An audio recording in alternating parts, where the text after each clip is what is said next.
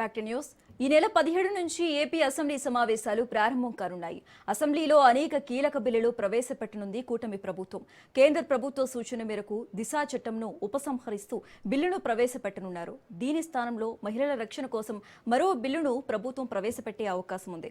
స్థానిక సంస్థల్లో బీసీలకు 34% రిజర్వేషన్లు కల్పించేలా ప్రత్యేకంగా బిల్లు ప్రవేశపెట్టనుంది. ఇదే క్రమంలో మున్సిపల్ కార్పొరేషన్ మేయర్, మున్సిపల్ చైర్మన్లను డైరెక్ట్గా ఎన్నుకునేలా చట్టంలో సవరణ చేస్తే ప్రత్యేకంగా బిల్లు ప్రవేశపెట్టనున్నారు.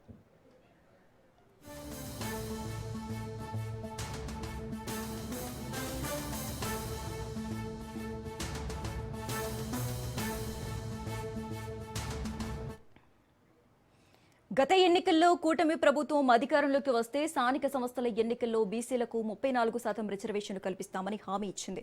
ఇప్పటికే అనేక ఎన్నికల హామీలను అమలు చేసిన ప్రభుత్వం బీసీలకు లోకల్ బాడీ ఎన్నికల్లో రాజకీయంగా ఉపయోగపడేలా ప్రస్తుతం ఉన్న రిజర్వేషన్లను 34%కు పెంచేలా అసెంబ్లీలో బిల్లు ప్రవేశపెట్టనుంది ఏపీ ప్రభుత్వం. ఇప్పటికే బీసీల రిజర్వేషన్ల పెంపు అంశంపై అధ్యయనం కోసం రిటైర్డ్ ఐఏఎస్ రాజీవ్ రంజన్ మిశ్రాతో ఏకసభ్య డెడికేషన్ కమిషన్ ఏర్పాటు చేసింది.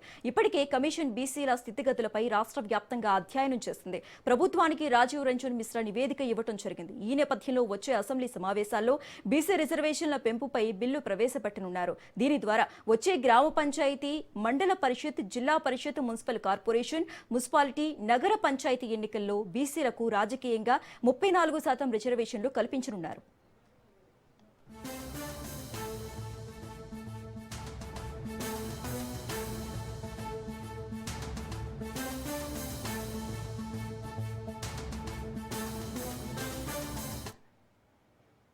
మున్సిపల్ చట్టంలో కీలక మార్పులు చేసేలా ప్రభుత్వం బిల్లును ప్రవేశపెట్టనుంది. ఇప్పటి వరకు మున్సిపల్ కార్పొరేషన్, మేయర్, మున్సిపల్ చైర్మన్లను ఎన్నికైన సభ్యులు ఎన్నుకునేవారు ఇకపై ప్రత్యక్షంగా మున్సిపల్ కార్పొరేషన్, మేయర్, మున్సిపల్ చైర్మన్లను ఎన్నుకునేలా మున్సిపల్ చట్టంలో మార్పులు చేసేలా బిల్లు ప్రతిపాదించనున్నారు. దీని ద్వారా బలమైన ప్రజాదరణ ఉన్న నేతలు, మేయర్లు, చైర్మన్లను ప్రజలే తమకు నచ్చిన వారిని ఎన్నుకునే వెసులుబాటు ఉంటుంది. దీనికోసం ప్రభుత్వం ప్రత్యేకంగా చట్టం చేస్తోంది. వచ్చే అసెంబ్లీలో బిల్లు ప్రవేశపెట్టి చట్టం చేశాక వచ్చే 1-2 నెలల్లో మున్సిపల్ కార్పొరేషన్, మున్సిపాలిటీ, నగర పంచాయతీల ఎన్నికలకు ఈ చట్టం అమల్లోకి రానుంది.